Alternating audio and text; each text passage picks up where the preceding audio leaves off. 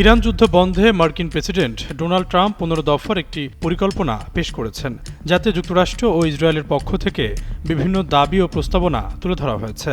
আল জাজিরার প্রতিবেদন অনুযায়ী পরিকল্পনাটি পাকিস্তানের মাধ্যমে ইরানের কাছে পৌঁছে দেওয়া হয়েছে। পাকিস্তান চলতি সপ্তাহে জানিয়েছিল তারা শান্তি আলোচনা নিয়ে কাজ করতে চায়।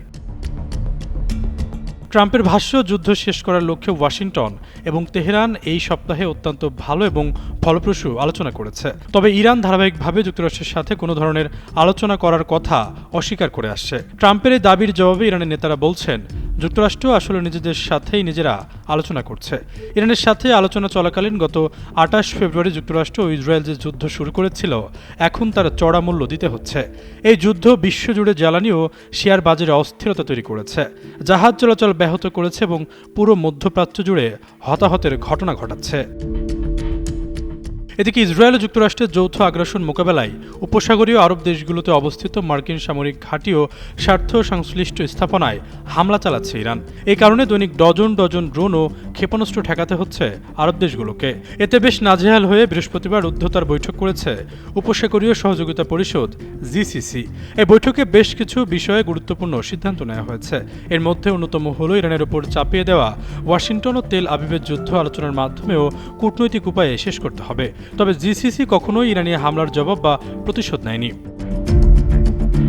জিসিসির মহাসচিব আল বুদাইয়া বলেন, জিসিসিভুক্ত দেশগুলো স্পষ্টভাবে জানিয়ে দিয়েছে যে তারা কোনো সামরিক অভিযানে অংশ নেবে না বা ইরানের বিরুদ্ধে হামলার জন্য তাদের ভূখণ্ড ব্যবহার করতে দেবে না। তেহরান এসব হামলা বন্ধ করবে এই আশায় জিসিসি দেশগুলো কখনোই ইরানি হামলার জবাব বা প্রতিশোধ নেয়নি। জিসিসি দেশগুলো গত কয়েক বছর ধরে অঞ্চলের উত্তেজনার প্রশমনে কাজ করে যাচ্ছে। গত বছরের জুনে যখন ইসরায়েল ইরানকে আক্রমণ করেছিল, তখন জিসিসি দেশগুলো বৈঠক করে সে হামলার নিন্দা জানিয়েছিল এবং কূটনৈতিক সমাধানের আহ্বান জানিয়েছিল। ইরানি হামলা বন্ধে কূটনৈতিক সমাধানের আহ্বান জানিয়ে জিসিসি মহাসচিব বলেন, হরমুজ প্রণালী বন্ধ হওয়ার কারণে একটি অর্থনৈতিক প্রভাব পড়ছে, যা দীর্ঘমেয়াদে বৈশ্বিক অর্থনৈতিক প্রবৃদ্ধিকে ক্ষতিগ্রস্ত করবে। আরব দেশগুলোর এমন বার্তার পর মার্কিন প্রেসিডেন্ট ডোনাল্ড ট্রাম্পের সুর কিছুটা নরম হয়েছে। ডোনাল্ড ট্রাম্প তার ঘনিষ্ঠ মহল ও উপদেষ্টাদের জানিয়েছেন, তিনি এই যুদ্ধকে আর দীর্ঘায়িত করতে চান না, বরং আগামী কয়েক সপ্তাহের মধ্যে এই সংঘাতের ইতি টানতে চান তিনি। মার্কিন সংবাদ মাধ্যম ওয়াল স্ট্রিট জার্নাল সংশ্লিষ্ট সূত্রের বরাত দিয়ে জানায়, ট্রাম্প নিজে মনে করছেন যুদ্ধ এখন শেষ পর্যায়ে রয়েছে। জনসম্মুখে তিনি যে ৪ থেকে ৬ সপ্তাহের সময়সীমা বেঁধে দিয়েছিলেন, উপদেষ্টাদের সেই লক্ষ্যে অটল থাকতে বলেছেন। এমনকি মে মাসের মাঝামাঝি সময়ে চীনের প্রেসিডেন্ট জি জিনপিংয়ের সঙ্গে বেইজিংয়ের একটি সম্মেলনের পরিকল্পনা করছে হোয়াইট হাউস।